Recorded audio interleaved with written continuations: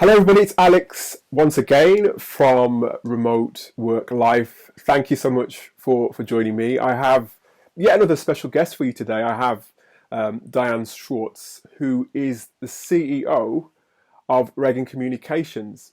And Diane has a very interesting story to tell in terms of not only what Reagan Communications does, but also her journey in terms of becoming CEO of a remote CEO at that of Reagan Communications. And Reagan Communications, they specialize in media and training.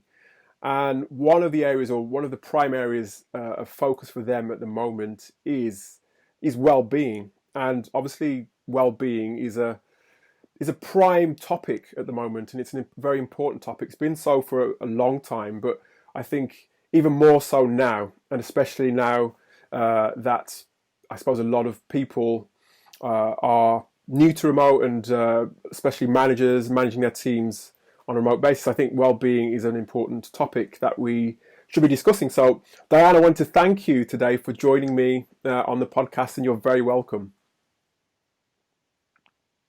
Hi, Alex. Nice to be here. Thanks for having me. Not at all. Well, Diane, as I always do, I always like to find out about my guests rather than, say everything from my side of the story. So, tell us a bit more about you. How did you come to be CEO of Reagan Communications? Yeah, I joined Reagan Communications about a year and a half ago. And prior to that, I was running a media division at another media company. And I had an opportunity to join what was sort of a frenemy for many years in the space of communication. So I had worked on some brands that covered PR, marketing, digital media, and communications, and had always been very fond of Reagan Communications for the community, the loyal community, and the editorial coverage. And I love the whole area of communications. And so the opportunity to come on board a company and sort of in a new chapter in my life, in my career, I have a journalism background, but in my career to run a company that's focused on a market that I love. And now to branch out into some new markets like workplace wellness has been just such a treat for me, frankly. So yeah. I basically came on board, and less than 6 months later, we had pandemic. And so running a company through all this uncertainty has certainly been like 5 years one for me, but it's been exhilarating. No, it's excellent, and I can imagine. Well, no, I can't actually. Having to step into a new role as CEO in the midst of a pandemic. I suppose what were your main challenges? Because I mean, there's obviously lots of challenges if you're stepping into a CEO position, full stop. But if you're stepping in the midst of a pandemic, what challenges have you managed to overcome? Yeah, where do I begin?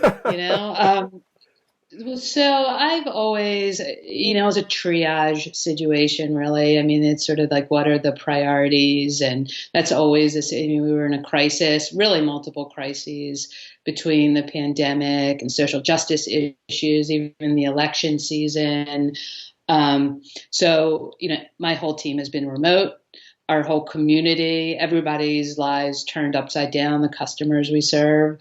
So the priority number one was our team and making sure that everyone was safe, and that I, as the head of the company, and my executive team, that we were communicating often and transparently, and that we were very mindful of the products that we were providing to our community during this difficult time, helping them navigate this really difficult time for most communicators and most of their companies and their employees.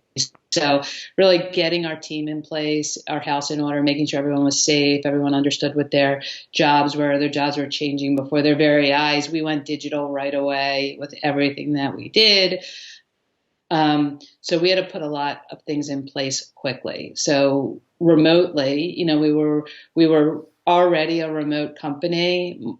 Probably half of our employees were already working from home, at least 50% of the time. So we got into that groove very easily. Mm-hmm. The whole work from home groove. So that was an easy part of it. The hard part has been the isolation and that people feel, the grind, the daily grind. On the flip side, the positive has been the communicator within organizations has been key to helping organizations get through this crisis. Communicating the messages, helping executives communicate those messages, managing the brand, managing all the changes. So we've felt really good at Reagan about what we've done, how we've helped the community. So it's a good feeling at the same time. No, it sounds good, and it sounds like, you're being used to working remotely is definitely an advantage, but it's by no means, a silver bullet, because these are just totally alien circumstances to us all. So, yeah, I admire you for taking that challenge on, and it looks as though you're creating something that's not only just within your team, but it's something that will also help to serve a wider audience. Because before we came on air, we were talking about the importance of workplace well-being, and I think obviously that's at the forefront of your mind in terms of your own team. But tell us how Reagan Communications is shaping up to basically help others who are having those sorts of challenges. Yeah, so as I noted, we've been covering the internal communication space, so employee communications, corporate culture, more from the communication side of things. But we had been seeing over the last couple of years that HR and communications, those two departments, have been needing to work together. Whether they do or not is a whole other thing. But it has been accelerated by COVID-19, the pandemic, and the crises that have come out of that. So the mental health issues, physical health, social well-being, financial health. One of the biggest stressors has been, financial well-being. And so all of these things have crashed into 2020 and become a real issue for almost every organization, large and small. So we had been helping communicators to navigate this, but without the breaking down of the silos between HR and communications, a company can really can't navigate providing, well-being offerings to their employees. So we launched the Workplace Wellness Insider, which is at reaganwellness.com. And we are helping HR, wellness, benefits, communications executives, and rising leaders to determine what are the best options for helping their employees be healthier, sort of bring their whole selves to work and their healthy selves to work. Generally, healthy workforce is a healthy company is kind of the angle that we are looking at this from. And there's a lot to unpack there, I know, but we feel like wellness managers, HR directors, they need help in figuring out, how do I really truly help my employee be happy at work, be healthy at work, be safe at work, and be productive at work. Mm-hmm.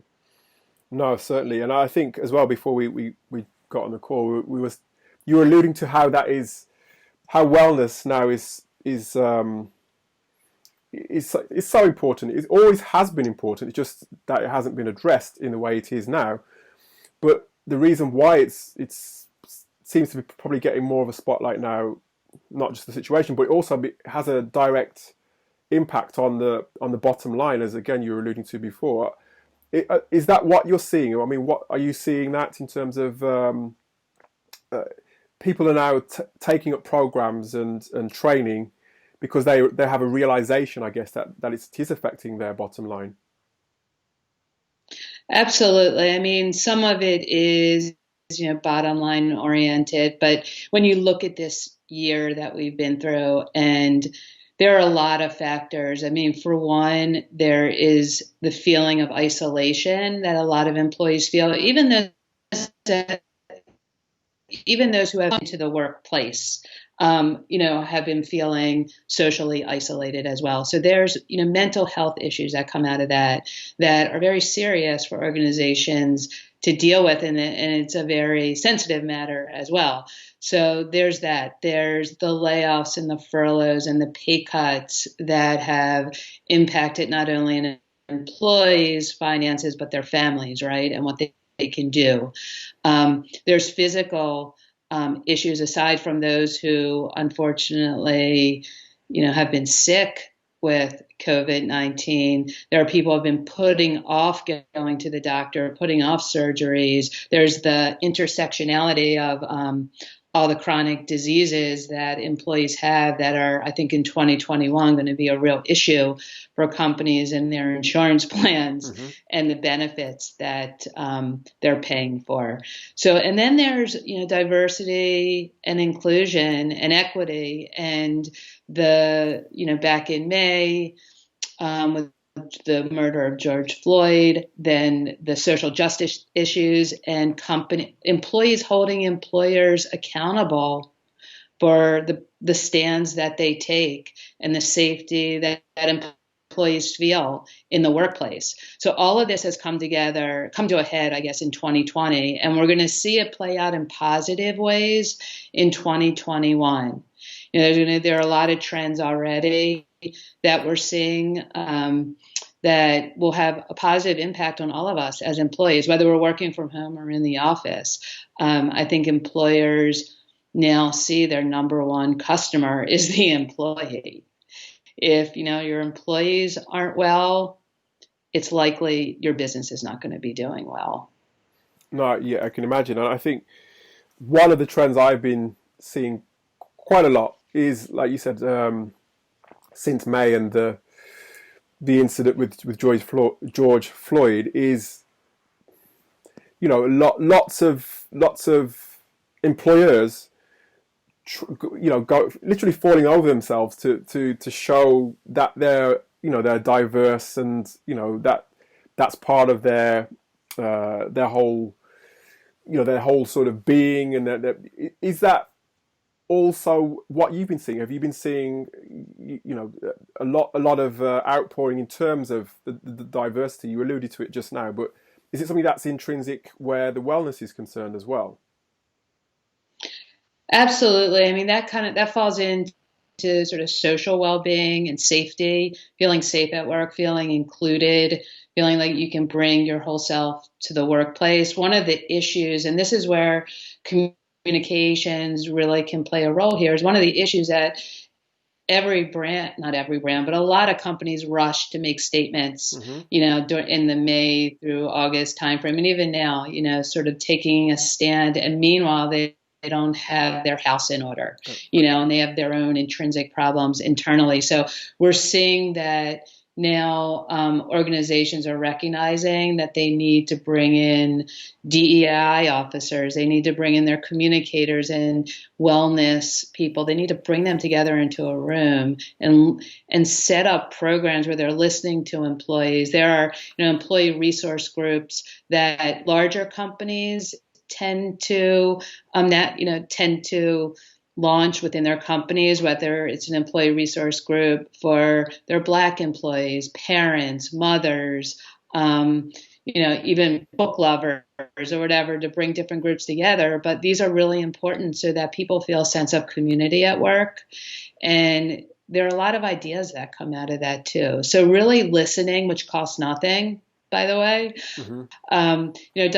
DEI, there needs to be investments made by companies on the financial front, but there needs to be time invested in just listening to employees.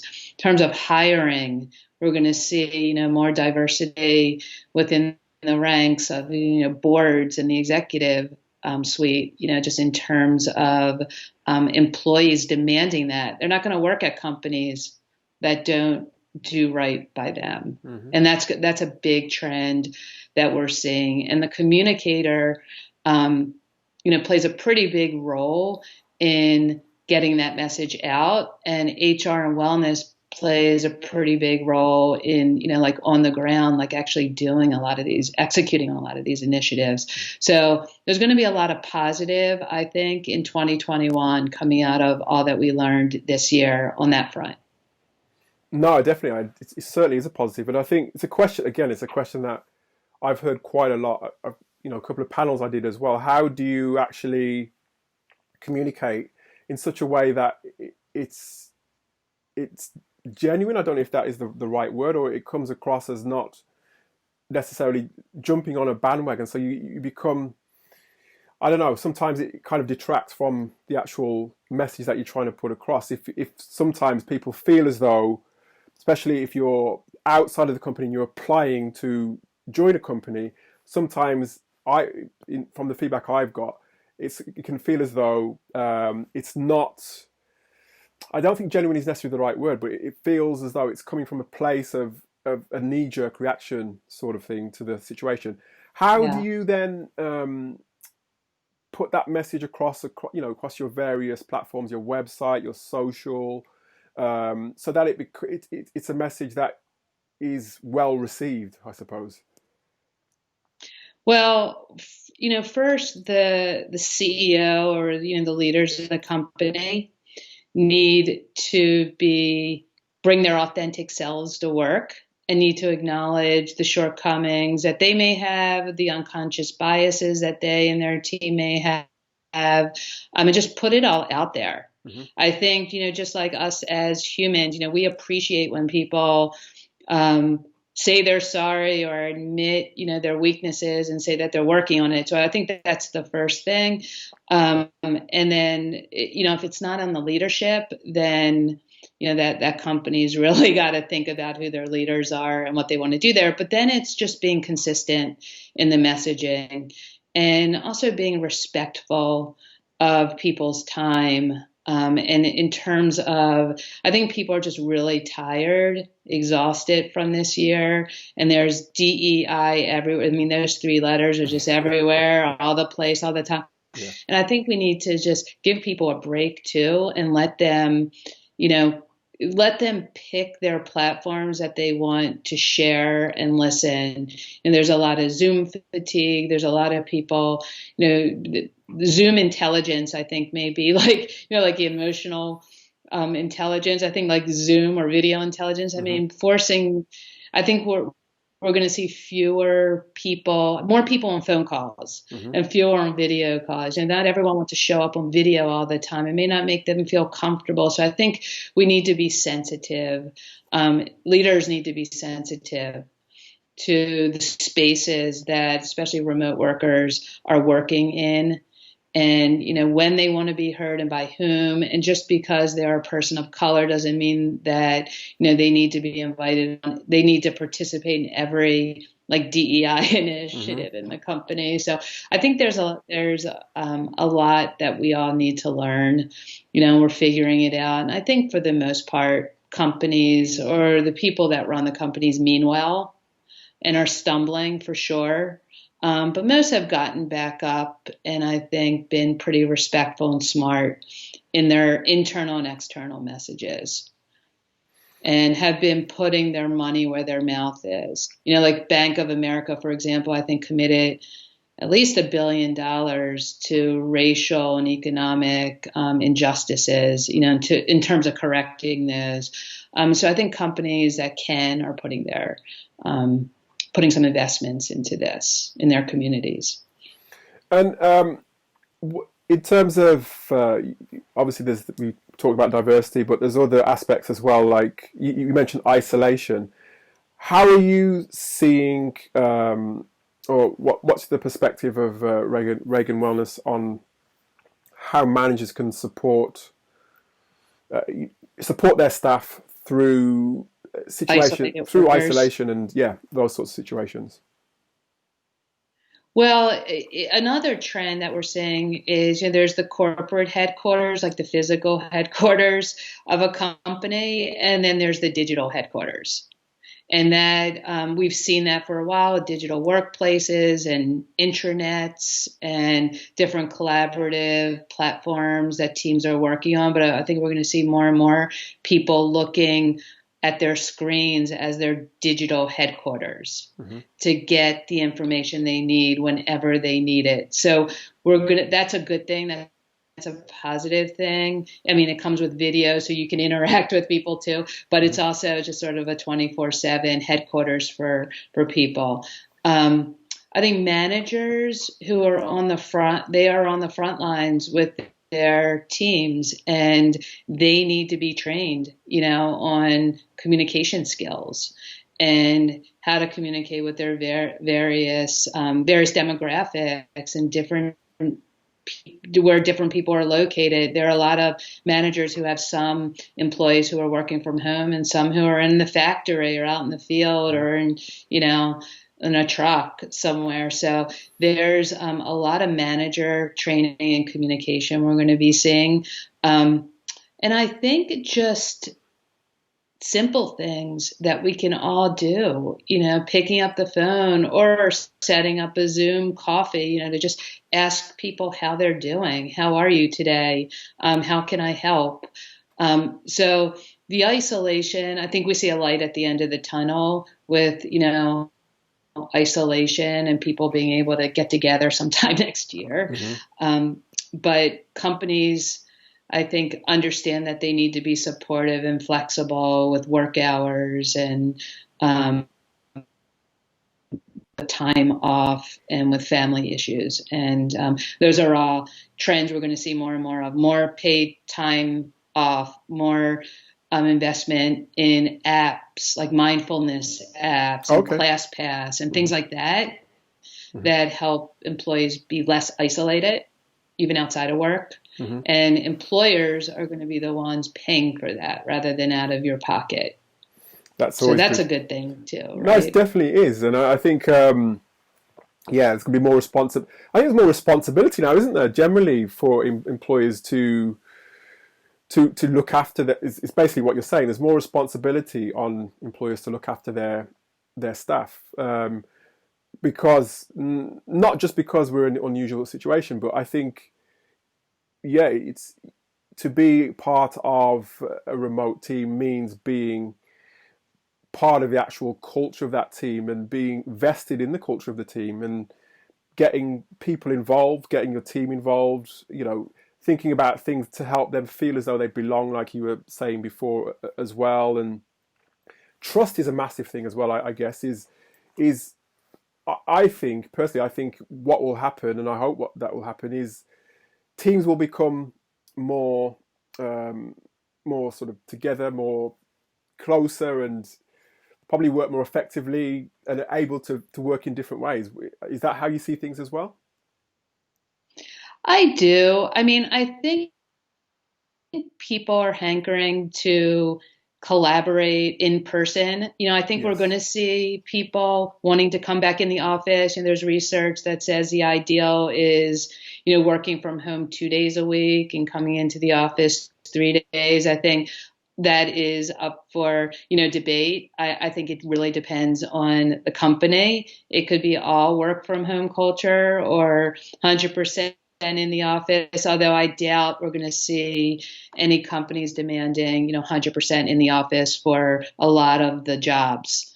That, I mean, some require you to be in the office every day, but a lot of jobs in the knowledge economy, do not require that. So I think we're going to see the actual physical workspace change, where when people do come into the office, it's more in collaborative spaces rather than in a cubicle, hunkering down in a cubicle and, then going home and having not talked to anyone that whole day. So I think that, that's another positive change that's going to come. You mentioned trust. And I do think we're living through this era of disinformation and misinformation, and it's hard to know for some people like who to trust.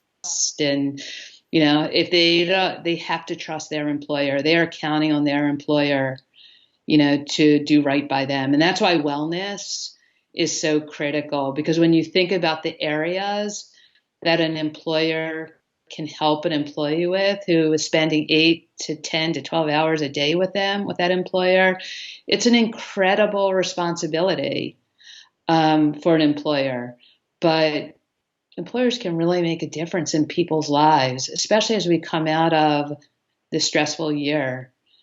And even younger employees, the younger generation, have really missed out in this past year on the training, professional development, mentoring that they need so much in the early parts of their career. So we're going to see a lot more training and upskilling of employees as, the world accelerated, by like 5 years or so because of this pandemic. Mm-hmm. No, I can see that. And I think one bit of advice I can give to anybody who's listening is that lots of, established remote companies, as I said, it's very different circumstances, but lots of established remote companies have a lot of good stuff that they do to support their employers, which, those who are new to remote, or at least not necessarily geared towards remote, can learn from. But I think one other question I wanted to ask you, Diane, is in terms of wellness programs, in your eyes, what does a good wellness program look like? Well, it does not look like a cookie cutter. So, I mean, it's very much, a holistic program that is unique to that company and its employee culture and the needs of their employees. But it covers all areas of wellness. So whether mental health, physical health, financial health, social, emotional, and that's a lot, right? That's a lot. And obviously like the healthcare benefits, I kind of put that as a given, the health insurance side of it, but the well-being and allowing someone to bring their whole self to work, again, a healthy whole self to work. They're mentally healthy, they're physically healthy, they're physically healthy. That's, employers, their role as an employer is to improve their employees' well-being. Employees are giving a lot to their employers, and employers have to give back by providing, resources for them, whether it is the employee resource groups, whether it's apps, whether it is coaches, substance abuse coaches or financial health coaches. It's listening meetings, which, some of these things don't cost very much. Others are obviously a bigger investment and harder for smaller businesses to pull off.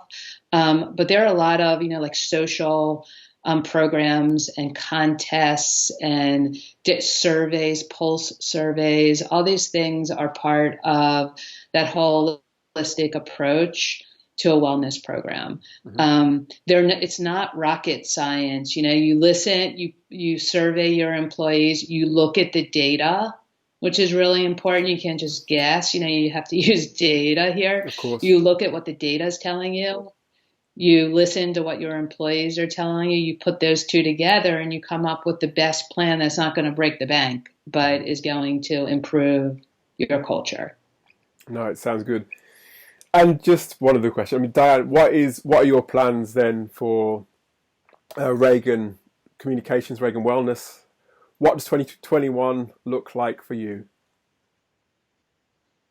Well, we just launched this brand at ReaganWellness.com, and we have gotten our sea legs. We've spoken to hundreds of wellness managers and HR directors and communicators. I've learned a lot in the last 6 months, really.